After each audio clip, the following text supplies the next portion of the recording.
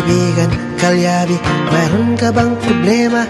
Sasakyan ng kotse, may problema sa makina. Tayo na kay makinistang pobre, susolusyonan, diagnostic ang kailangan. Makinistang pobre, isang magaling na mekaniko. Makinistang pobre, mayaman ang puso sa pagtulong. Makinistang pobre, mag-subscribe na kayo. Mag-subscribe kay Makinistang Pobre.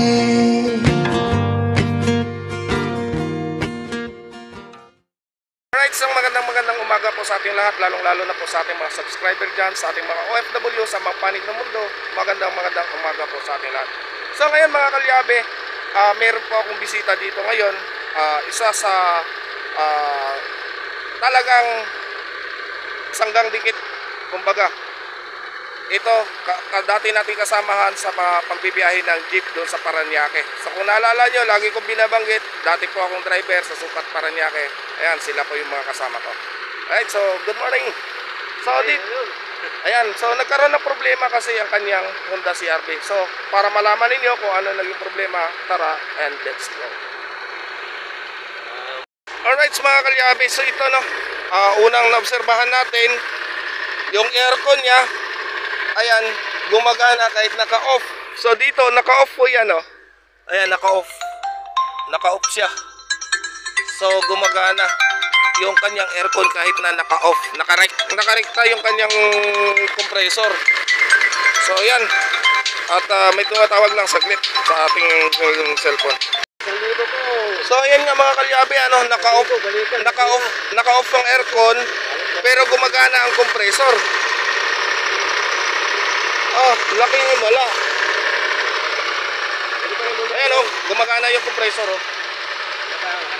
Oh, nakarekta yan. May problema yung wirings ng aircon nito. Nakarekta oh. Dapat hindi gagana yan, patay yan. So ayan at naging problema niya. Tapos yung minor niya ay napakataas. Sobrang taas talaga ng minor niya. So dito, may gagawin tayo dito sa kanyang throttle body. So dito sa kanya throttle body ay lalabas. At saka isa pa, tataas yung temperature gauge mo na yan. Bigla yan gagana tapos mag-check engine kasi overheat siya sa lakas ng power na nilalabas ng kanyang makina. Iinit siya na iinit eh. Kasi ang taas ng RPM, imbis na magmi-minor, wala siyang minor. Ganon yung ano niya, nalalabasan. Ayan, at shout out sa lahat ng tropa dyan natin sa trader sa Sukat Parañaque. So, isipin nyo mga kalyabe, no? Ilang taon tayo magkasama? Tagal ng ano, no? Hindi.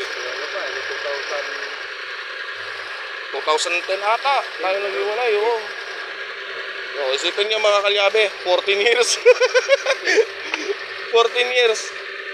Kasi sayang naman yung ano, sayang naman yung pinag-aralan ko na pag-automotive kung hindi ko magagamit. Ayan. So ayan oh, mga kalyabe. So mapapansin nyo, nag-yellow na talaga siya kasi hindi siya namamatay yung aircon niya. So dito sa loob, sa panel niya, naka-off po yan. Naka-off. Ayan, naka-off. Ayan siya, oh, naka-off. So, naka-off siya. Kung i-on mo yan, sobrang lamig. At, yan, ang sinasabi niya na nagtutubig, nagmumoist. Kasi yung drainage niyan, sobrang barado na. May lumot na. Hindi na makakalabas yung tubig. Kasi, normal na magkaroon ng tubig yung ating aircon kapag gumagana. Kasi moisture niya yan. Dapat, kung hindi barado ang drainage natin, kaya may drainage yan doon sa labas, yung kung napapansin ninyo, yung kapag umaandar ang sasakyan ay may tumutulong tubig. Try mo nga, Jer, sundutin, Jer, ng ano, Jer, yung drainage niya dyan, Jer.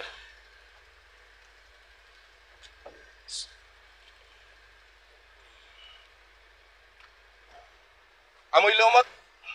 Amoy lumot. Kahapon lang ang gamit ko kahapon ng lagunog. Amoy lumot, no? Gulat yung asawa ko, may ano dito tubig. Amoy lumot yan. Barado yung ano niyan, drainage niyan. So ayan, at yan ang ating papaganahin ngayon. Tapos yung kanyang odometer dito, hindi mo na makikita. Ayan. Oo. So nabasted na ano na sira na yung kanyang panel. Ayan, kung napapansin nyo, taas baba. Pag bababa yan kapag gumana yung aircon, yung compressor. Kapag pinatay mo ang aircon yan, pag namatay ang aircon yan, tataas yan. Ayan o. Sobrang taas niyan. Hindi tama. Ang takaw niyan sa gas. Dapat baba sa uno yun eh. Oo. So yung problema nito, yung kanyang yung kanyang EICB o idle air intake.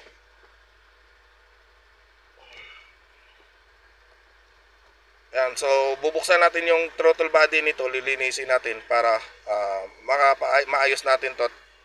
Kawawa naman, 1,000 niya, tingnan niyo. Imos papunta lang dito. Sus, grabe. Ngayon lang, balik dito. Isipin nyo yan mga kalyabe. Yan lang yung ano niya. Imos to Santa Rosa lang. So nagkukonsumo siya ng almost 4 liters per kilometer. Pag ganyan yung konsumo niya. So Santa Rosa napakalapit lang dito. Ayan. So ayusin natin to at babaklasin natin yung intake. So lilinisin muna natin yung intake para tsaka aircon nito, pre, linisin na rin.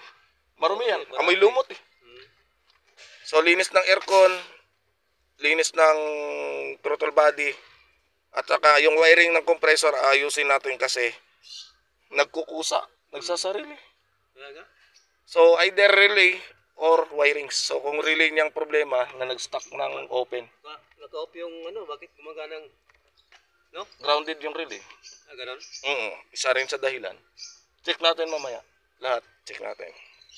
Alright, so yan mga kalyabe. At yan nga.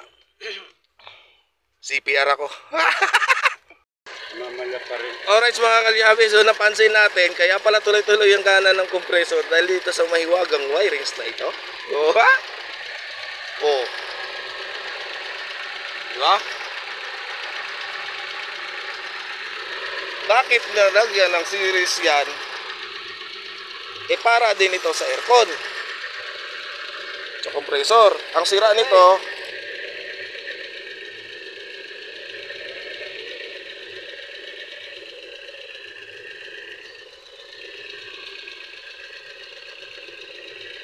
bakit nag-jumper sila? Pagkana mo dyan ang aircon dyan. On mo nga yung aircon kung gagana.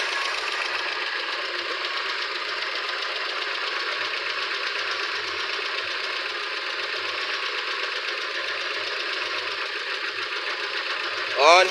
Ha? Wala. So may problema yung electrical nito. Kaya siguro sila naglagay ng jumper para magana yung compressor. Pero mali yung pagka-connect. Mali pagka-connect. Try mo sa pressure switch.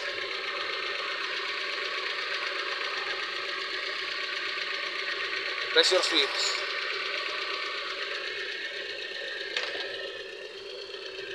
Ayan, so dahil dito kaya tuloy-tuloy yung gana ng aircon. So normal na yung anyang minor. Ang problema lang ang aircon. Sobrang taas naman kapag nag-power on. So ayusin natin yan ng mga wirings niyan. Saka lilinisin. Okay? Alright mga kalyabe, at ito na nga, binabaklas na nga natin itong kanyang throttle body. So nabaklas na natin yung air cleaner. So dito na tayo sa throttle body. Magbabaklas, ayan. So yung kanyang EICB ay nandun sa ibaba. Ito. So yan pa yung babaklasin natin. Right. Tapos yung kanyang aircon ay binaklas na rin. Ayan na rin. Ayan. So ito na yung kanyang evaporator. So yung housing niya, Jer, dumi, no? Yung housing yan, doon lang yan. Magkano lang yun? Yung ilalim Ilalim ng ano? sa drainage. Yan na lang, susundutin niya, di Sasun- magtatanggal. Ayan. So ito, puno na ng lumot doon. Dito. Ayan. Ayan siya. So, nandyan sa loob. Medyo madilim lang kasi. Dito sa loob yan nagaling. Buti itong CRB na to mga kalyabe at nadudukot lang siya yung kanyang evaporator. Unlike sa mga Ford Fiesta na napakahirap talaga ng system ng aircon niya, yung Toyota, lahat ng Toyota backless dashboard, yung mga modelo ngayon. So dito hindi kasi ito backless dashboard. Yung mga Hyundai yon backless dashboard yun. So ito, yan siya. Kaya isa din abang-abangan nyo, malay nyo isang araw bigla na lang tayong pupunta ulit kay Idol dahil mayroong sinabi yon sa atin na humina yung kanyang ang aircon ng kanyang ginagamit na van, yung kay van ni Olin Ria. So yan ang ating aabangan para maayos natin yung aircon na yon. Right? Yan, Idol Japper, ito po yung ginagawa natin ngayon ay Honda CRV.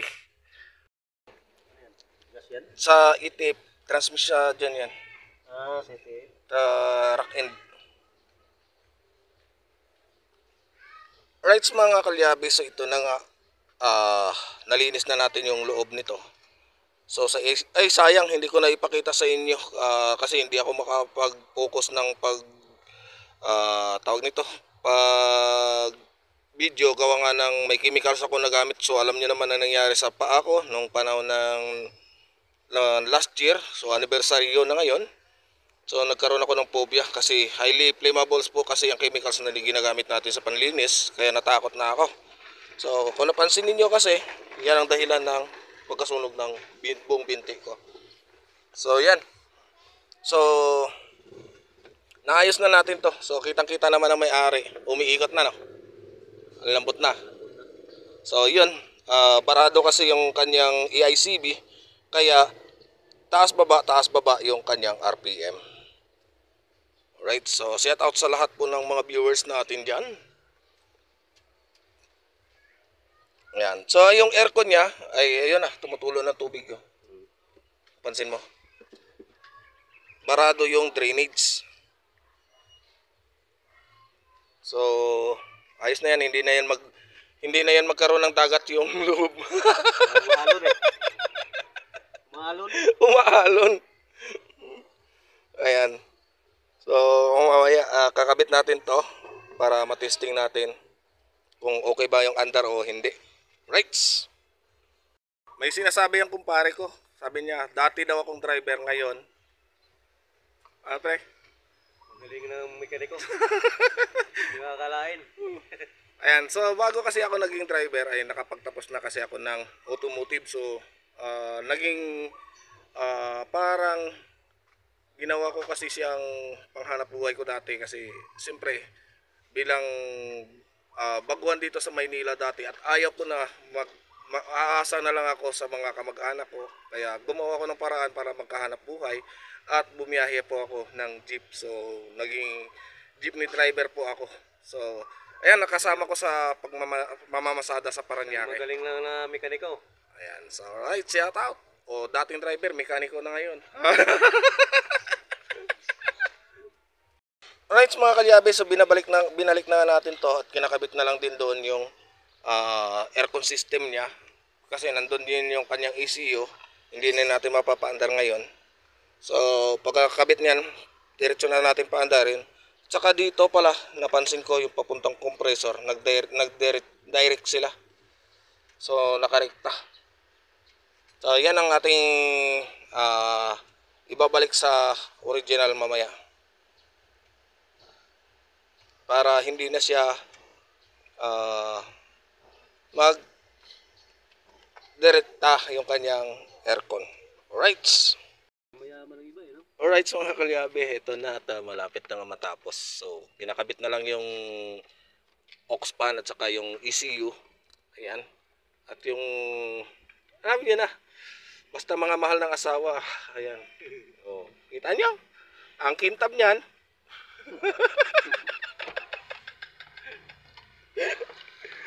Oh, Parehas na kami niyan. Ganun talaga. Yan, okay na yung throttle body, okay na yung minor. Ano, Dick? Kumusta niya yung minor? Hindi na siya wild. Baba na sa 1,000. Ayun, so ayos na. Pero although may problema pa kami, itong kanyang AC control, kaso yun, napakamahal. So nag-convert muna kami ng switch. So minanwal muna namin ng switch ng compressor para sa susunod ay bibili na lang din daw siya ng itong climate control. Ayan. Alright, so mamaya-maya konti update na lang kayo namin pag na-testing na natin to. Para at least alam nyo. At i-test drive din natin to sa labas saglit bago siya pauwiin para sigurado na wala na siyang problema. Pero mayroon pa isang problema eh. Upuan at saka mesa.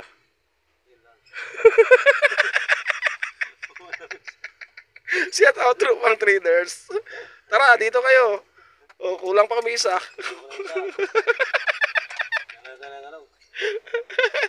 Shout out dyan sa inyo. Ayun, mga kagabi, kasi dati na kami namamasada, ang ginagawa namin libangan ay lalaro kami ng baraha. Ayan. Kung hindi baraha, madyong. Nagbago na ng pwesto. Buti na lang, nalipat ng Cavite. Kung hindi nalipat ng Cavite, ayan. Nandun pa rin ako, nakaupo-upo.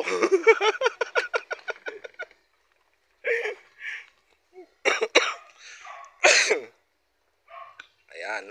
So malapit na yan matapos. Ikakabit na lang yan. Ayan. Kinakabit na lang. Alright. Alright mga kalyabe. So ayos na yung aircon niya. Malamig na. Ayan. So yung kanyang RPM ay ayos na rin. Hindi na umabot ng 2,000. Right. Ayan. So dito ay kumusta? Ayos na? Ayos na minor mo? O kailangan pa natin taas-taasan konti. Taas-taasan natin konti. Ayan siya. So ayos na. At hindi na to makakarekta yung kanyang